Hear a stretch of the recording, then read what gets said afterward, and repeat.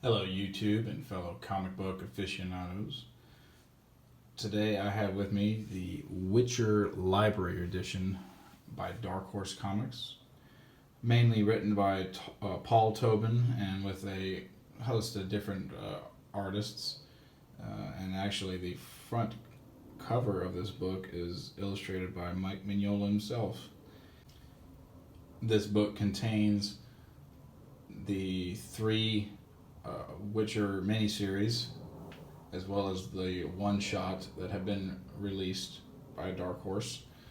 All of the stories are their own original stories written just in the main Witcher universe. As a huge fan of The Witcher, I have read all the books and played 2 of the 3 games, as well as read the comics now. This was a no-brainer for me to pick up. It was released about a year ago, but it is still available on in-stock trades and Amazon, and it's only like $29-30 for this huge oversized edition. I mean, if you guys are as big of fans of The Witcher as I am, this is definitely something you need to get your hands on. But I thought it would be fitting to do a review on this comic book, since they've just released the full-length trailer for the first season of The Witcher that will premiere on Netflix in December. I cannot freaking wait for that. It looks so good. The Witcher is without a doubt my favorite fantasy series. It beats Game of Thrones. It is much better than Game of Thrones, actually. Come at me. And it is better than Lord of the Rings, in my opinion. Just my opinion. That might be a little controversial, but freaking-tastic fantasy series. I love everything about it. The stories, the characters, the lore. It is all just so spectacularly written. And to actually have a comic book version of The Witcher, I think is freaking awesome. But as you can see, the front cover of the book here, spine, and the back. Yeah, price tag of $49.99 US, but again, it's like $28-30 on in-stock trades and Amazon. You should definitely pick it up, like I said, if you're a fan. So let's look at the inside here. So like I was saying, here's the 3 little mini-series: House of Glass, Fox Children, and Curse of Crows, and then the one-shot Killing Monsters, all written by Paul Tobin. Just flip through here kind of briefly.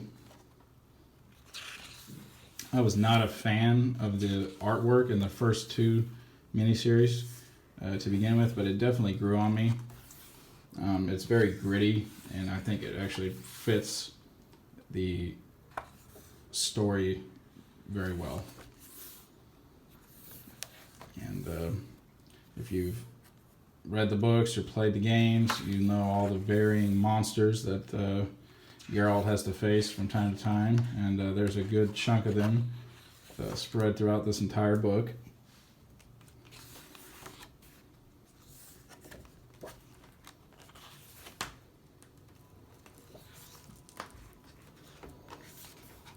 Again, this is a library-sized book, so it is very oversized. I mean, they're about the same size as the Hellboy library editions, so very, very cool book to have, especially if you're as big of a fan of The Witcher as I am.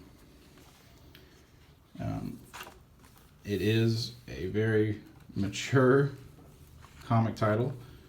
I mean, as the books and video games were, so there is quite a bit of nudity and violence in this book.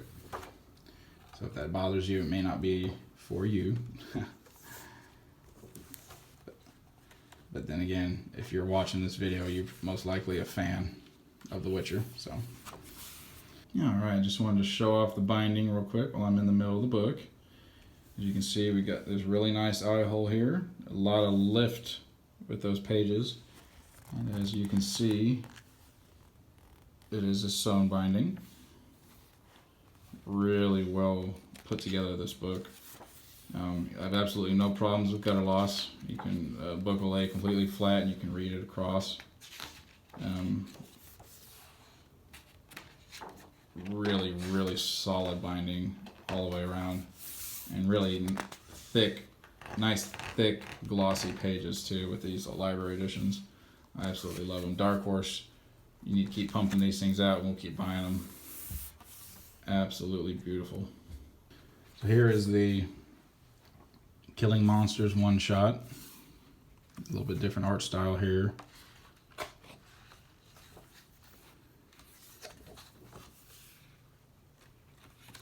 And it actually ends right where that one of those opening cinematics for the third game begins. You see them riding up here, and then there's the three guys about to hang the woman. And it's the killing, the Killing Monsters cinematic for the promotion for the game. It actually leads right up to that. I thought that was pretty cool. So this is the third miniseries. Artwork is a little different style in this as well, but I think this is my favorite of the three. And then this one actually mentions mentions the books very briefly. It mentions the first book about the King Foltest and the Striga. Kind of this story kind of ties into that actually. And Ciri is with Geralt pretty much this entire story.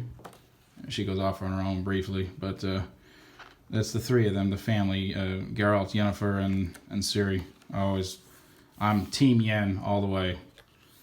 I did play through the third game one time, picking Triss, but I just did not like the way it turned out.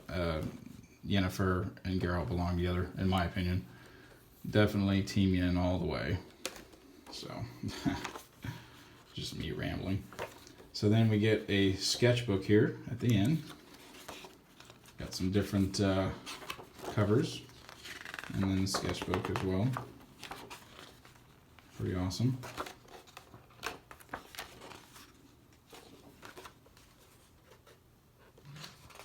And then you get an interview with Paul Tobin, writer of this comic series, and I'm not even going to try to pronounce that guy's name. He's the lead writer at CD Projekt Red, who created the video games. You got some pinup art here. Really cool stuff. That's straight out of the game right there. Another cinematic. So is this one. That's on Skellige. And then you get some awesome figures here. I want this Geralt Grandmaster Ursine armor figure so bad. It looks so badass. I want to get that. I'm such a nerd. But that is the end, actually. So there you have it. The Witcher Library Edition by Dark Horse Comics. Definitely a must if you're a Witcher fan, just like me. Absolutely love the book series.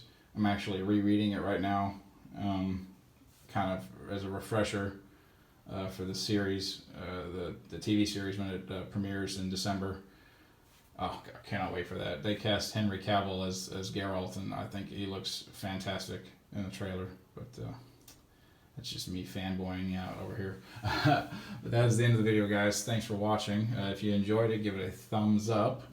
Go ahead, comment, subscribe, do that whole thing. See you on the next one. Thanks.